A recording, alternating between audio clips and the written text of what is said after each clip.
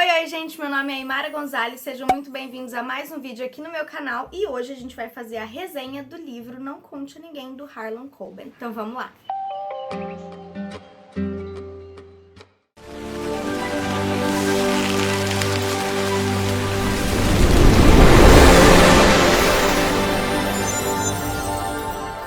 Bom, gente, então hoje é mais um desses videozinhos rapidinhos pra gente fazer uma breve resenha de algum livro ou coleção em específico, pra gente poder ter material pra, sabe, quando eu fizer aquelas tags e etc, só falar, assiste aquela resenha, assiste aquela resenha. Então eu tô aí com o projetinho de fazer a resenha de todos os livros lidos da vida, da estante, etc. E estamos aqui hoje com Não Conte a Ninguém, de Harlan Coben.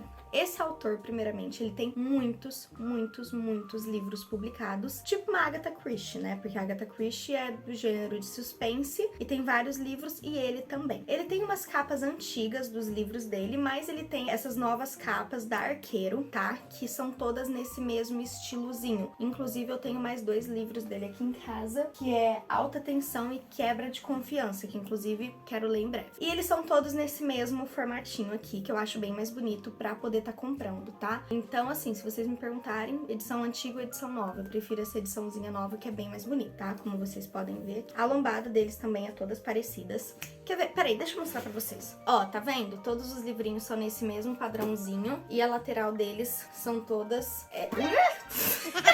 são todas parecidas, então fica bem bonitinho na estante, também é bem bonitinho assim, todos juntos. Mas enfim, vamos falar sobre este. Como eu já disse, ele é da editora Arqueiro e o autor escreve sobre suspense. Esse livro tem, na média, de 250 páginas e tem aqui suas páginas, suas letras bem confortáveis para poder estar lendo, tá, gente? Bom, então vamos lá primeiro a resenha normal deste livro. Aqui nós vamos começar a acompanhar o Dr. David Becker. David Becker é médico pediatra, e ele faz alguns trabalhos aí em uma comunidade carente. Ele aparenta ser pelo menos uma pessoa muito boa de coração e que se dedica atualmente à comunidade carente de um modo geral, e ele só trabalha absolutamente o dia todo. Ele é aquela pessoa que parece que não tem uma vida social além do trabalho dele. Ele é completamente mergulhado ali dentro desse atendimento à comunidade e etc. No decorrer do livro, a gente vai entendendo um pouquinho mais sobre o antigo relacionamento dele. O que acontece? O David Becker conhece desde sua infância a Elizabeth. E além do David e da Elizabeth, existiam também outras crianças junto com eles que brincavam e passavam o tempo inteiro juntas. Até que quando eles ficaram adolescentes, o David e a Elizabeth acabaram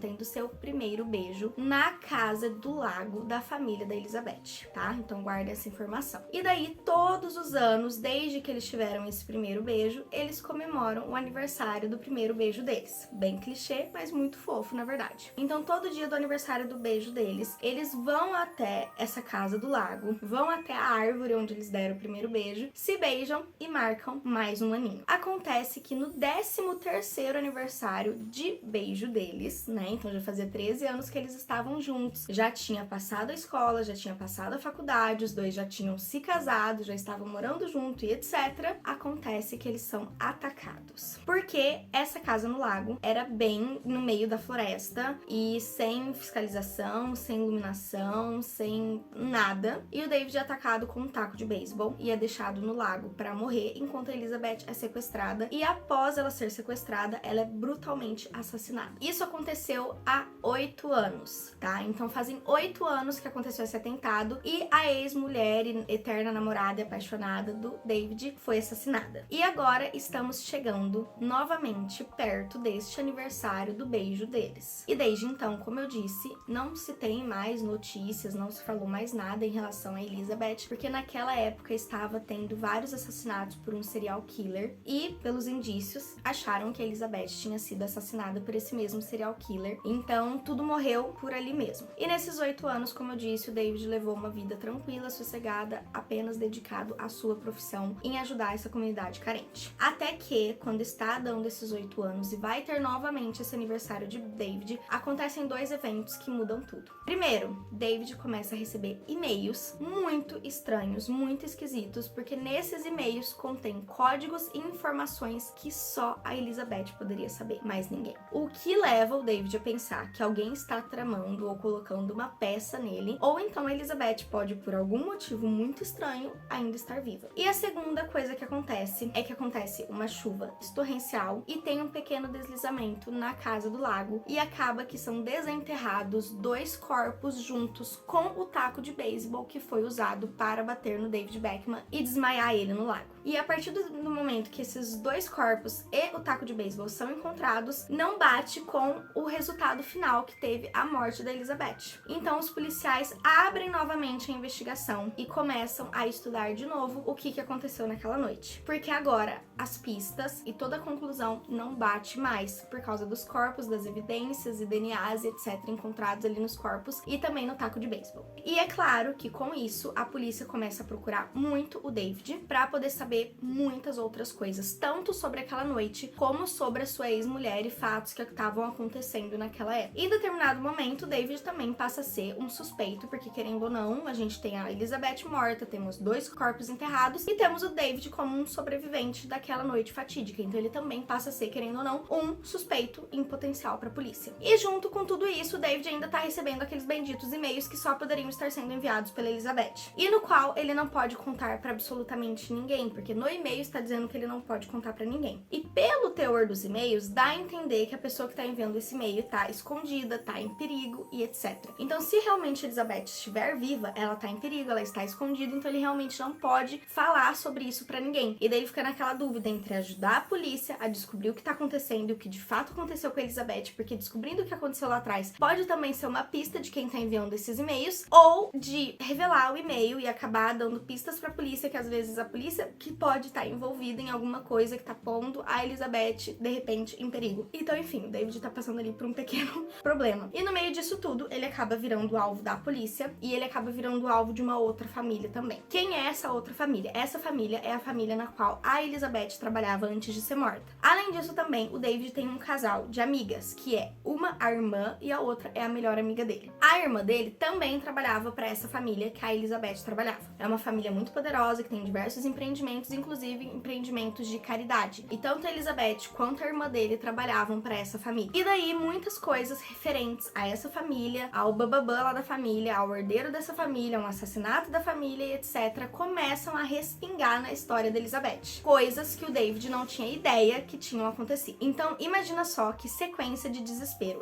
A polícia desenterrou o negócio, ele tá começando a ser suspeito. Esses vários e-mails que ele não tem como saber o que ele faz, porque tá mandando ele não contar pra ninguém, mas tipo, como assim não contar pra ninguém? A possibilidade da ex-mulher dele, que ele era apaixonado, há 8 anos morta, estar viva, e muitas coisas sobre o antigo emprego da sua mulher e da sua irmã começarem a vir à tona com aquela família. Ele também começa a ser perseguido por essa família. Então, tipo assim, hello, o que tá acontecendo? Meu Deus. Então, isso faz com que a leitura seja muito dinâmica, com que a gente fique muito curioso pra querer saber o que acontece, e também faz com que a gente fique com bastante dó do David em diversos momentos, coitado. Então, é a partir daí que a nossa leitura vai desenvolvendo. Como eu disse, o livro tem só 250 páginas e acontecem muitas coisas, então é uma leitura bem frenética, tá? Então, essa é a resenha. O que eu tenho a falar de coisas boas sobre essa leitura? Primeiro, que eu gostei dessa primeira experiência com o autor. Eu gostei tanto do gênero suspense, né? Quanto também da escrita do autor. Eu gostei do fato dos livros dele serem curtinhos, mas apesar de serem curtinhos, terem uma trama bem desenvolvida e bem explicada. Eu achei isso muito interessante, muito importante.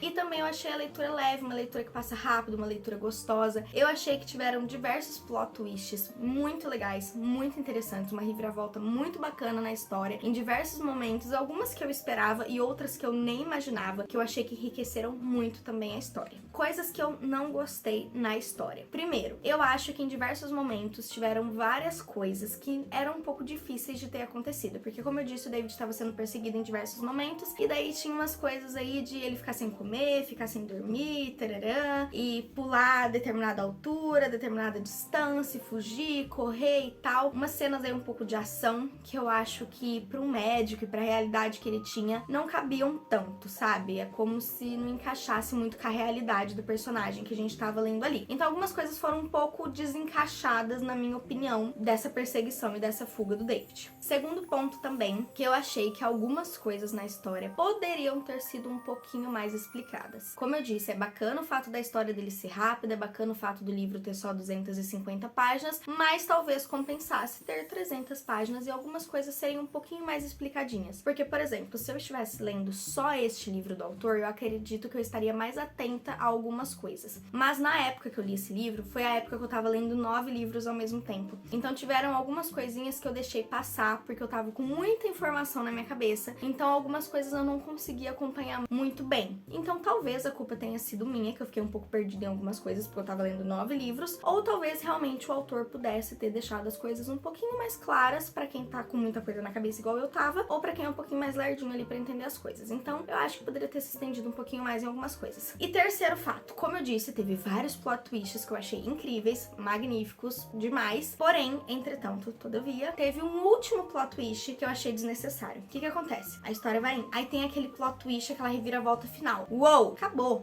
o livro. Aí dentro desse último plot twist, o autor foi e botou mais um último plot twist dentro do próprio plot twist, entendeu? E daí ficou muito tipo, cabeça surtando, cabeça explodindo e tipo, que desnecessário, sabe? Então eu acho que algumas pessoas podem olhar pra isso como, nossa, que sacada genial! E outras pessoas, igual eu, pode pensar, foi desnecessário, tá? Então eu acho que assim, quando vocês lerem, vocês vão entender, eu aqui falando não adianta muito, mas é o que eu disse, eu acho que teve diversos plot twists incríveis, teve um final muito massa, só que daí dentro do final ele botou uma outra reviravolta que não tinha necessidade, tipo, nas últimas 3 páginas. Então eu acho que esse última plot twist, essa última reviravolta poderia não ter tido. Mas enfim, gente, é isto. No geral, é um livro muito bom, é um livro que eu indico muito, e é um autor que eu quero ler muitos outros livros e fazer a coleção desses livros tudo iguais, porque eu acho muito legal ter na estante esses livros todos parecidos. Enfim, se você gostou da resenha e quer ler esse livro, por favor, compre usando o meu link da Amazon, que vai estar aqui na descrição do vídeo. E também, se você gostou da minha pessoa, me segue no meu perfil pessoal. E se você gosta de conteúdos literários como esse e outros, me segue no meu perfil literário no Instagram, que por lá também tem sempre outros tipos de conteúdo literários muito legais para vocês poderem estar aproveitando. Não se esqueçam de curtir, comentar e se inscrever também no canal. Muito obrigada por ter assistido e até o próximo vídeo.